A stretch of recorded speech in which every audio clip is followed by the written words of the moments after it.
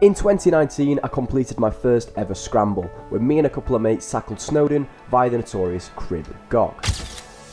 Since then, I've taken a particular interest in scrambling as it gives the same thrills as climbing without being bound to the technicalities of a rope. With the Peak District hills only reaching about 500-600 metres of elevation, you're not going to get the same big mountain days as you get in Scotland, the Lake District and Wales. After getting my hands on a guidebook, I was pleased to find a number of short but still exciting scrambles. Some of the sections I was on were feeling almost as exciting as those big days out in Scotland.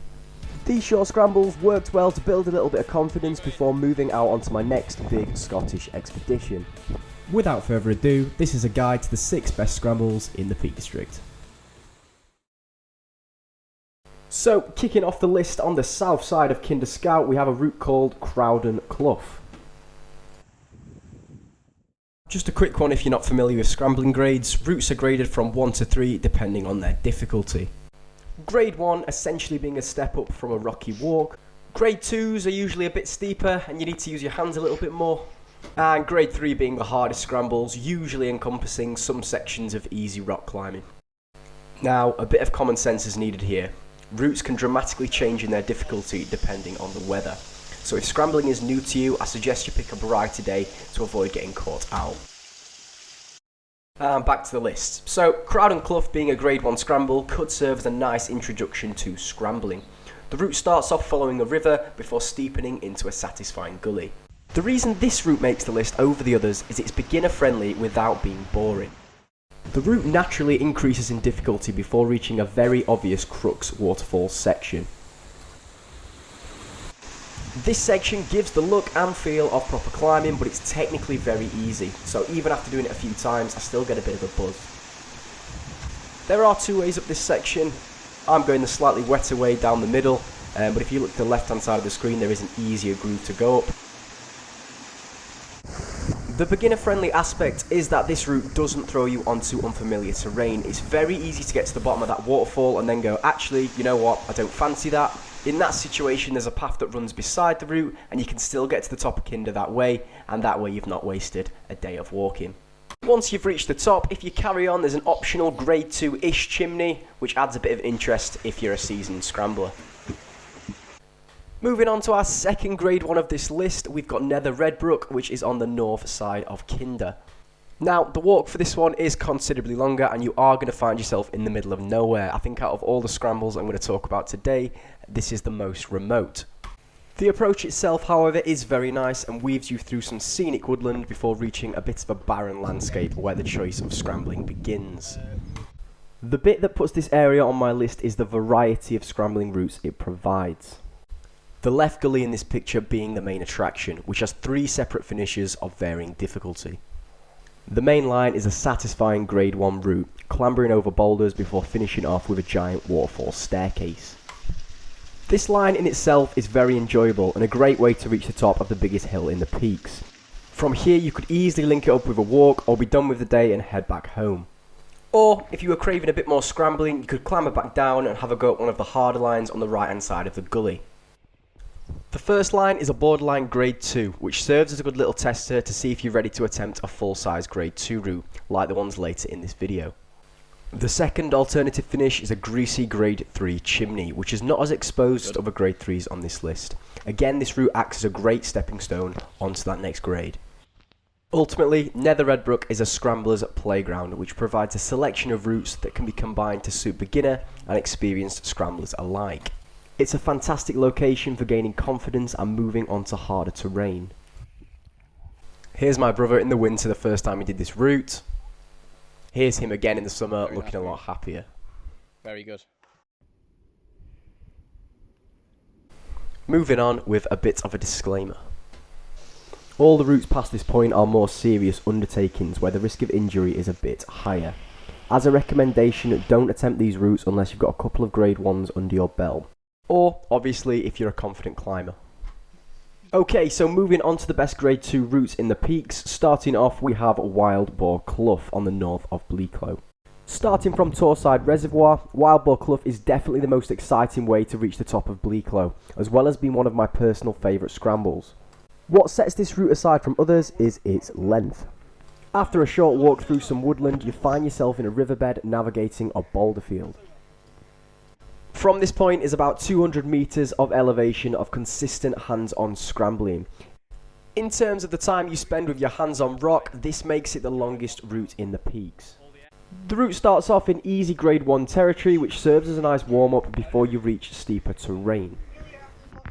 The second half of the route is where it gets interesting, with a number of distinct grade 2 pitches. After each of these crux moves are flatter sections filled with waterfall pools. These pools act as a bit of a natural breather, so the exposure on this route never feels too daunting between those exciting sections. Time absolutely flies on this route, and before you know it, you're staring at the barren plateau where Blue Clough gets its name. Of all the routes discussed in this video, I would say this is the most weather prone, so make sure you check the weather before you attempt this, and if you're new to grade 2, I'd save this route for a dry spell. Finally, after reaching the top of this route, a bit of navigation skills are required to find a way down. I'm not going to go into depth in this video, but make sure you bring a compass in case of thick fog, and have your route planned in advance. Next on our list we have Wilderness Gully, a route which is on the grade 2-3 borderline. This scramble is probably my favourite route in the peaks for a number of different reasons, but mainly it's because it hits what I like to call the scrambling sweet spot. It's just hard enough so I feel like I'm actually rock climbing, but not hard enough so I feel like I need a rope. The approach is short and sweet, which heads up a paved road starting at Duffstone's Reservoir. The route's official name is Wilderness Gully East, as there's a second gully just to its right called Wilderness Gully West. Now, the west one is easier, more gradual and less exciting in pretty much every way, so make sure you choose the right one for you.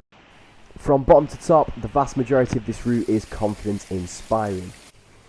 Even though the terrain is steep, most of the handholds you'll be encountering feel absolutely solid. I should point out that most of the footage I have of this scramble is shot in mid-November, making the route look a lot harder. In drier conditions, this route feels absolutely amazing to climb. You'll find yourself covering a huge amount of vertical ground in a flash, and you'll scale that 90 odd meters of terrain very quickly. I have done this route a couple of times with rope to practice a bit of rope work, or that one time I did it in the dark, in which case the rope was very much needed. Regardless how many times I've done it, I find myself coming back to Duffstone's Reservoir time and time again. Whether I'm testing new gear or bringing new people, this route is always horrendously fun.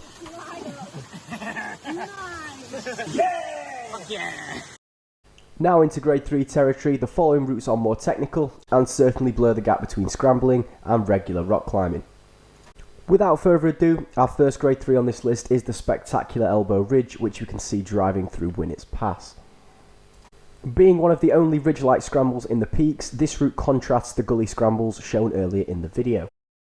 Made from limestone, this alpine-style pitch is like a baby version of what you'd expect to find in Snowdonia and the Lake District. Although small in size, this route does have some considerable exposure, so don't throw yourself onto this route if your head game could be a problem. One of the main benefits of this scramble is there's virtually no approach. About a 5-minute walk from the car park and you're straight into the action. However, being slap bang next to the road means that more often than not there'll be people watching your ascent. Depending on your personality, this is either going to put unnecessary pressure on your climb or just massively boost your ego. I hope that was a good photo. The start of the route is the steepest section. The holds themselves aren't exactly as juggy as the ones on previous scrambles, so take your time through this bit and precise footwork is definitely going to pay off. I would say the most fun part of this route is when you're up on the ridge itself. There's obviously the massive drop on either side, but the actual scrambling here is much easier and more reassuring. Though not the most graceful, there's always the option here for some hands and knees, or even just straddling the ridge itself. You've done the hard bit, there's really no need to rush this section. The rest of the ridge is just more of the same cautious but hands-on fun, and you'll reach the top before you know it. Ridge, oh yeah. And then just to wrap it all up, the walk down is just as quick as that 5-minute approach. Now, whether or not you need a rope for this route is up for debate. A debate I may cover in a future video. However, for the purposes of this video, I'll assume if you're considering to attempt this route, you're experienced enough to make that judgment on your own. Last but not least is the final route on this list, known as Apeggio Gully. Even if you don't intend to go for the scramble, Apeggio Gully is set in some of the most dramatic scenery the Peak District has to offer. A walk to Kinder Downfall should be on every hiker's to-do list.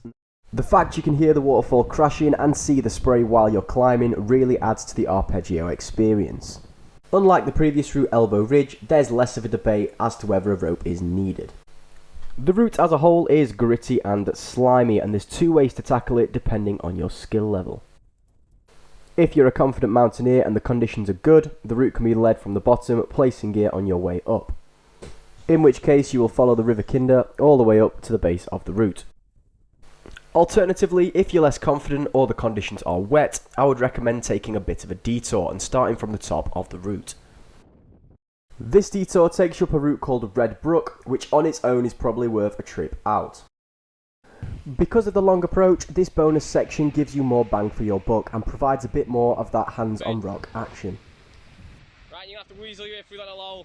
The top of Redbrook spits you out on a path which you can follow to the top of Apeggio Gully. As the gully is incredibly steep, it can be tricky to locate the top from this angle. Look for the river channel just before the cairn shown in this clip. Scramble down to the obvious crux section and look for a bit of rope that's been previously used as abseil tat. Set up a decent anchor, which is hopefully better than whatever monstrosity I've put together in this clip, and then abseil away. Get as far as you fancy, or as far as your rope will allow, and then start thinking about climbing back up. The route starts off as scrambly fun, slowly progressing in grade, with the last few moves feeling like a moderate or diff rock climb. Abseiling down might seem like a weird way to tackle the route, but honestly with any wetness, the crux move is a sketchy, slimy nightmare. I've always enjoyed the route more this way, as it gives you that peace of mind that if you do ping off, you're not relying on lead gear placements. Technical stuff aside, this route will always be extremely fun. From bottom to top, Apeggio Gully has some of the best scrambling the Peak District has to offer. And the abseil and the gritty aspect of this route always leaves you with a sense of achievement after you top out. This feeling is especially strong on a summer's day when you walk past the masses that had been watching you from the top of Kinder Downfall.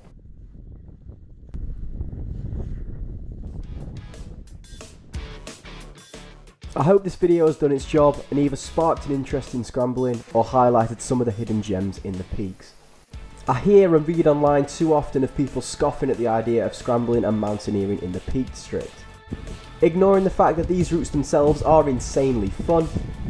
I think some people fail to see the peaks for what they are and what they provide.